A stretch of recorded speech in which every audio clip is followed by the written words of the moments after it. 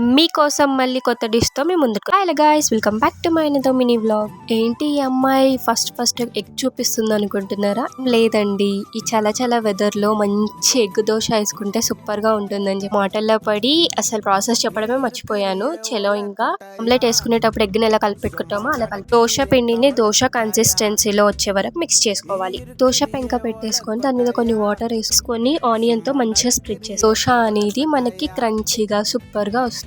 Next వచ్చేసి pan పైన దోశ పిండి వేసేసుకొని మంచిగా స్ప్రెడ్ చేసుకోవాలి. కొంచెం స్లిమ్ లో పెట్టుకొని ఆయిల్ వేసుకోవాలి. ఉప్పు, కారం, అల్లం ఎల్లిగడ్డ, ఆయిల్ మిక్స్ చేసుకొని పెట్టుకున్న దాన్ని పైన ఎగ్ వేసే ముందు వేసుకోవాలి. తర్వాత ఎగ్ ని మంచిగా వేసుకొని స్ప్రెడ్ చేయాలి.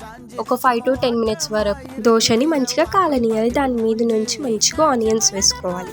మన క్రిస్పీ ఎగ్ దోశ రెడీ అయిపోతుంది. టేస్ట్ మాత్రం సూపర్ ఉంది గైస్. ఈ రోజుతో వ్లాగ్ ఎండ్ అయింది. బాయ్.